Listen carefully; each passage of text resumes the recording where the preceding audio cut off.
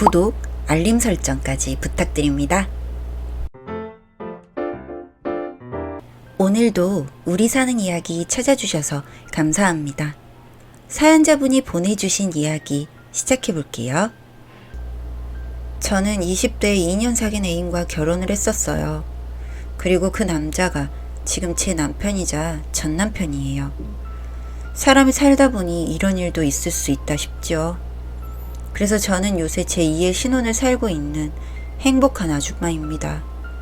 저랑 남편은 어느 정도 신혼생활을 지내고 계획대로 임신했어요. 이벤트 없이 무난하게 출산했고 예쁜 딸을 얻었죠. 남들 다 하듯 조금 다투기도 했었지만 무난하게 육아도 했어요. 그러다가 아이가 어느 정도 말을 시작하고 어린이집도 다니는데 느닷없이 남편이 바람이 났다네요.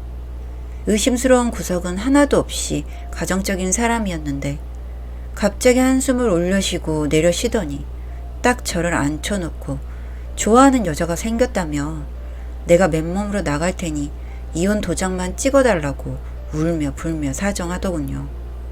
저도 눈물로 남편의 바짓가랑이를 잡고 매달렸지만 이 사람한테 이런 면이 있었나 싶을 정도로 매정하고 또 매정했어요. 그리고 정말 이혼만 딱 받아서 집을 나가더라고요. 남편은 양육권이며 뭐며 다 포기했어요. 저는 그때부터 싱글맘, 한부모 가정이 되었답니다. 그렇게 아이 하나랑 저랑 둘만 세상에 떨어지고 나니 모든 게 다 돈이더라고요. 평소에 아이가 슈퍼에서 즐겨 사 먹던 젤리 하나도 돈이었고 입으로 들어가는 밥도 다 돈이 들었어요. 월별로 따박따박 들어오던 남편 월급이 없으니 그냥 생활비 카드로 긁고 다녔을 땐 쉽게만 느껴지던 것들이 돈이 없으니 이렇게 사람이 초라해지는구나 싶어 눈물이 났어요. 그래도 일을 바로 시작하지 않고 참 필사적으로 살았습니다. 아이를 같이 돌봐줄 사람도 없고 바로 얼마 전에 아빠를 잃은 아이가 엄마까지 잃은 느낌을 받게 하기가 싫었거든요. 부족한 대로 나라에서 한 지원받는 돈으로 소박하게 어떻게든 꾸려나가려고 했죠. 그러다 공짜로 놀 수 있는 어린이 놀이터에 갔다가 마음이 무너지는 일이 생겼던 기억이 나요. 그 당시 편의점에서 파는 비눗방울을 살 여유가 없었거든요. 한참을 계산대 앞에서 고민하다 젤리나 하나 사줬더니 밖에서 남이 부는 비눗방울을 저희 아이가 팔짝팔짝 뛰며 따라다니더라고요. 남이 불어넣은 비눗방울을 쫓아다니며 터뜨리고 있으니 비눗방울 주인인 아이 입장에서는 네, 싫을 수 있겠죠.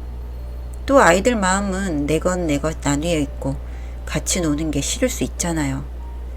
결국 비눗방울 주인인 아이가 우리 딸을 대차게 떠밀었고 야! 저는 대상이 누군지도 모를 소리를 빽 질렀어요. 사실 화보다 눈물이 먼저 나오더라고요. 그 순간 전 남편이 너무 원망스럽고 이가 갈렸죠.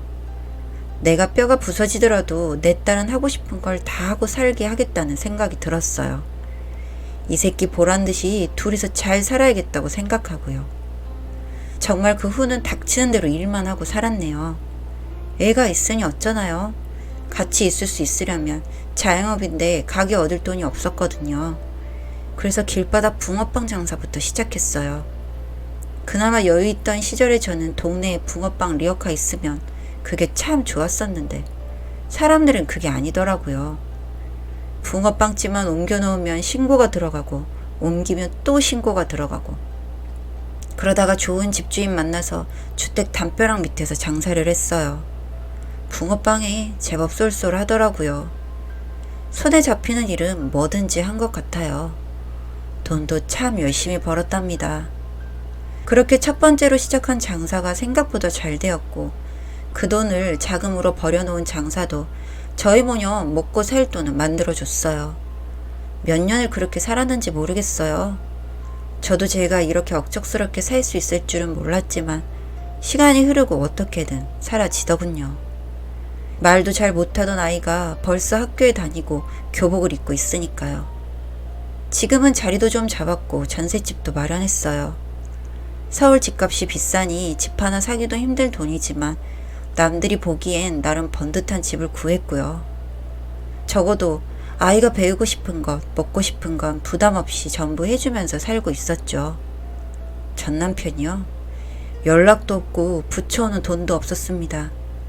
사실 전 남편이 밥이나 먹고 사는지 어디서 살아는 있는지 신경 쓸 정신이 없었어요. 정말 이가 갈릴 정도로 증오스러운 인간이었지만 사람이 풀칠하느라 바쁘다 보니 감정도 천천히 퇴색하더군요. 누가 그러더라고요. 무관심이 제일 무서운 거라고. 그래요, 관심이 없었어요. 그러던 어느 날 모르는 번호로 전화가 왔습니다. 평소에 모르는 번호 전화 잘 안 받는데 그날따라 그 전화가 받고 싶더라고요. 전화를 받으니 잠시 침묵이 흐르다가 목소리가 흘러나오더군요. 나야. 전 남편이었어요. 누구세요? 사실 숨소리만으로도 예전의 기억이 떠올라 누군지 알았지만 짐짓 모르는 척을 했어요. 땡땡 엄마, 나야. 이렇게 뻔뻔하게 연락이 올 줄은 몰랐는데. 말은 이렇게 했지만 아니 사실 연락이 한 번은 올 거라고, 우리 잘 사는 모습을 보여줄 거라고 생각을 하고 있었는지도 모르겠어요. 전 남편은 딸의 얼굴을 한 번만 보고 싶다고 하더군요. 울먹거리면서 꼭 의논하고 싶은 일이 있다고 애걸했어요. 그렇게 싫은 사람이었는데도 희한하게 알았다는 이야기가 나오더군요. 잘 사는 모습을 보여주고 그 남자를 크게 비웃어주고 싶었는지도 모르겠어요. 그렇게 만나기로 한 날 머리끝부터 발끝까지 꾸미고 미용실에서 드라이도 받고요. 아이도 백화점에서 비싸게 산 옷으로 치장하고 그렇게 약속 장소로 나갔어요. 아이는 아빠가 보고 싶지 않다고 했지만 핏줄이 무서운지 못 이긴 채 따라오더라고요. 그렇게 전 남편을 만났어요. 한눈에 알아봤어요. 세월이 무서운 게 참 초췌해졌더라고요. 오랜만에 딸을 만난다고 차려입긴 했는지 나름 말쑥한 정장을 입었지만 제가 한눈에 알아본 이유가 있었죠. 그 오랜 시간 전에 샀던 옷을 그대로 입고 있더라고요. 가까이서 보니 소매랑 무릎이랑 다 번들하니 달아있고 이 사람이 대체 그동안 어디서 뭘 빌어먹고 살았나 싶을 정도로 안쓰러운 모습이 없지 않아 있었어요. 인사를 할 필요도 없었고요. 전 남편은 정신없이 저와 딸을 쳐다보고 있더군요. 이상할 정도로요. 딸은 어색하게 아빠를 쳐다보고 있었고요. 사실 그렇잖아요. 무슨 기억이 있겠어요. 엄마 아빠를 나이에 떠난 매정한 아비인걸요. 그래서 마음을 다잡고 이렇게 쳐다만 보다간 얼굴만 뚫어지겠다는 생각이 들어 톡톡 테이블을 두드렸죠. 그랬더니 그제야 이야기를 꺼내네요. 자기가 이번에 큰돈을 벌었다. 그동안 도와주지 못해서 미안하다. 그동안 못 준 양육비를 이번에 받는다고 생각해라. 그리고 휴대폰을 꺼내서 사진을 보여주더라고요. 제가 언감생심 바라지도 못했던 동네 아파트 사진이었어요. 이 집을 이번에 계약할 생각이다. 이걸 당신 명의로 해라. 그 다음에는 잊고 살아도 상관없다. 내가 정말 마음이 무거웠다. 주절주절 늘어놓는데 그렇게 보고 싶었다던 딸 눈을 똑바로 바라보지도 못하고 마음이 영 그렇더라고요. 그래도 표정이랑 사람의 본심이란 건 다르잖아요. 전 남편이랑 그렇게 알콩달콩 살았다 생각했는데 그렇게 딴 년이랑 바람이 나서 못 살겠다 하며 집을 나갔고 결국 이혼 도장까지 찍었는걸요. 그리고 제가 그동안 거친 세상에 구르며 살다 보니 늘어난 건 눈치랑 의심밖에 없어서요. 무슨 사기가 아닌가 싶어 영 믿질 못하겠더라고요. 뭐 원래 받아야 하는 양육비고 하니 변호사 끼고 상담을 받았고요. 이래저래 그 아파트를 제 명의로 계약했어요. 무사히 이사도 했고 이게 꼭 꿈 같았죠.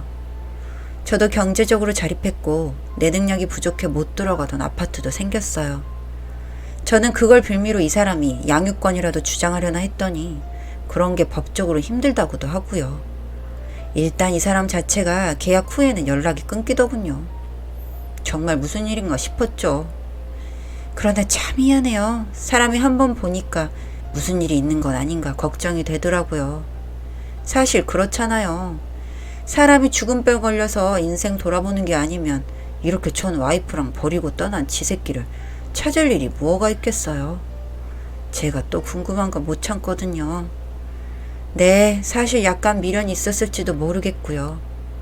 그래서 사람을 써서 전 남편 조사를 좀 했어요.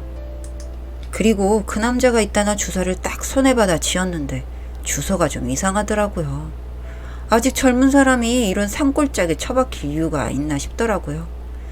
그래서 무작정 차를 끌고 찾아갔어요. 무슨 요양원이더라고요. 아, 이건 아니다. 이 인간 뭐가 잘못됐구나. 갑자기 손발이 떨리고 눈물이 솟을 것 같더군요. 그래서 무작정 들어가 내가 이 사람 전 마누라다. 문제가 있어 이혼 도장은 찍었는데 사람을 찾고 있었다 하니 사람이 하나 나오더군요. 뭐라고 말을 했는지도 모르겠어요. 그 사람이 절 데리고 남편이 있는 곳으로 안내하더군요. 문을 여니까 이 인간이 저를 딱 보는데 그 얼마 전에 저랑 딸을 보던 그 눈이 아니더라고요. 알고 보니까 남편은 병에 걸렸었고 그 병이라는 게 시력을 점점 잃게 하는 나쁜 놈이었던 거예요. 치료비도 어마어마해서 차마 이 사람이 어린 딸이랑 마누라한테 그 짐을 지을 수가 없었던 거죠. 집을 나가서 딱 죽을 생각이었는데 안 보이게 될 눈이라도 우리 둘이 밟혀서 죽지 못했던 거예요. 그래서 외국을 가든 배를 타든 정말 몸을 쓸 수 있는 모든 일을 해서 돈을 모으고 어쩌다 보니 그게 잘 풀렸던 거라네요. 떠듬떠듬 이야기를 하는데 눈물이 자꾸 나서 남편을 쳐다보질 못하겠더군요. 저랑 참 비슷하게 살았더라고요. 그럼 얼마 전에는 왜 이야기를 안 했느냐고 했더니 원래는 볼 생각도 없었대요. 그냥 이러다 죽으면 그만이겠거니 했대요. 그런데 그때는 형체가 흐릿하게 움직이는 수준까지는 눈이 보여서 어떻게든 한 번만 눈에 가족을 담고 싶단 욕심이 들더라네요. 그러다가 할 일 다 마치고는 생활하던 요양원에 들어와 이렇게 궁상맞게 살고 있었던 거고요. 그래서 그냥 남편 바로 퇴원절차 밟았어요. 집도 있겠다. 딸도 있겠다. 능력 있는 마누라도 있겠다. 네가 여기서 있을 이유가 뭐가 있냐고 큰 소리를 땅땅 쳤죠. 어차피 안 보이는 채로도 네가 잘 벌어서 집을 사지 않았느냐고. 그럼 이제 그 집에서 가족이랑 한번 살아보자고. 그렇게 지금 우리 가족은 제2의 신혼, 제2의 행복한 가정을 꾸려서 살고 있습니다. 아이는 처음엔 제 아빠를 어색해하더니 그렇게 아빠에게 살갑게 굴고 사랑을 표시하네요. 저도 마찬가지로 그동안 그렇게 원망하고 미워했던 게 남편을 아직도 사랑해서였다는 걸 알았답니다. 사랑의 형태가 여럿이지만 참 이 사람은 헌신적인 우리 집의 가장이에요. 긴 시간 동안 이렇게 기가 막힌 오해를 하고 살았으니 남은 삶은 조금 더 행복하게 살아보려고 노력하고 있어요. 사연은 여기까지였고요. 우리 사는 이야기 시청해주셔서 감사합니다.